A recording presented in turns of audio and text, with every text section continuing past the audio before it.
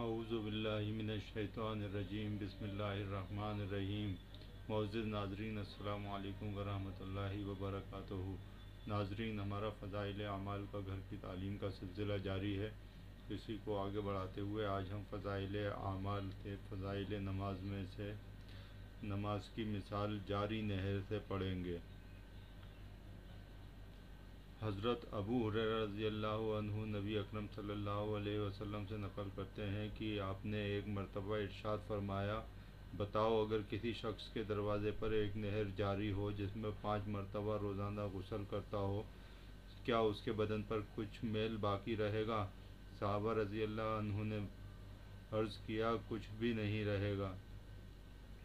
حضور صلی اللہ علیہ وسلم نے فرمایا کہ یہی حال 5 نمازوں کا ہے کہ اللہ جل شانہ اس کی وجہ سے گناہوں کو ختم کر دیتے ہیں۔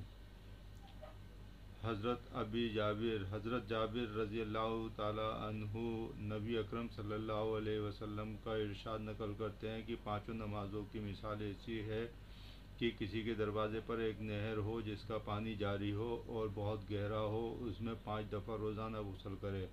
فائدہ: جاری پانی گندگی وغیرہ سے پاک ہوتا ہے اور پانی جتنا بھی گہرا ہوگا اتنا ہی صاف شفاف ہوگا، اسی لیے اس حدیث میں اس کا جاری ہونا اور گہرا ہونا فرمایا گیا ہے، اور جتنے صاف پانی سے آدمی غسل کرے گا اتنی ہی صفائی بدن پر آئے گی۔ اسی طرح نمازوں کی وجہ سے اگر آداب کی رعایت رکھتے ہوئے پڑھی جائیں تو گناہوں سے صفائی ہوتی ہے۔ جس قسم کا مضمون ان دونوں حدیثوں میں ارشاد ہوا ہے، اسی قسم کا مضمون کئی حدیثوں میں مختلف صحابہ کے مختلف الفاظ میں نقل کیا گیا ہے۔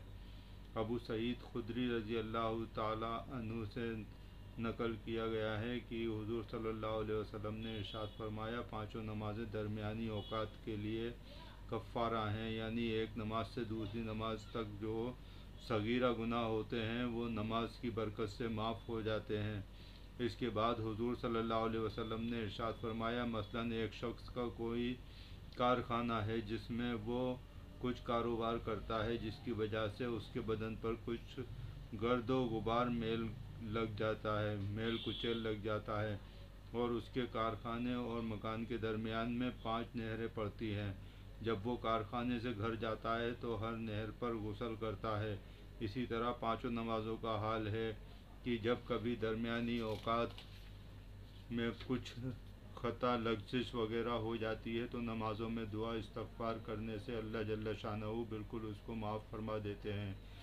نبی اکرم صلی اللہ علیہ وسلم کا مقصود اس قسم کی مثالوں سے اس بات کا سمجھا دینا ہے کہ اللہ جل شانہ نے نمازوں کو گناہوں کی معافی میں بہت کافی تاثیر عطا فرمائی ہے، اور چونکہ مثال سے بات ذرا اچھی طرح سمجھ میں آ جاتی ہے، اس لیے مختلف مثالوں میں حضور صلی اللہ علیہ وسلم نے اس مضمون کو واضح فرما دیا ہے۔ اللہ جل شانہ کی اس رحمت اور وسعت مغفرت اور لطف و انعام اور اکرام سے ہم لوگ فائدہ نہ اٹھا سکے تو کسی کا کیا نقصان ہے، اپنا ہی خود کھوتے ہیں۔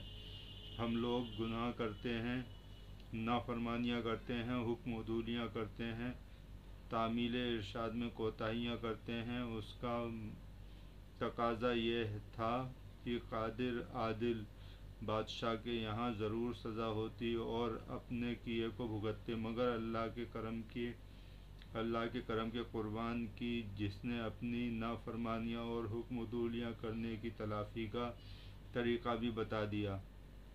اگر ہم اس سے نفع حاصل نہ کر سکیں تو ہماری حماقت ہے۔ اللہ جل شانہ کی رحمت اور لطف تو عطا کے واسطے بہانے ڈھونڈتی ہے۔ ایک حدیث میں ارشاد ہے کہ جو شخص سوتے ہوئے یہ ارادہ کرے کہ تہجد پڑھوں گا اور پھر آنکھ نہ کھلے تو تہجد کا ثواب اس کو ملے گا اور سونا مفت میں رہا۔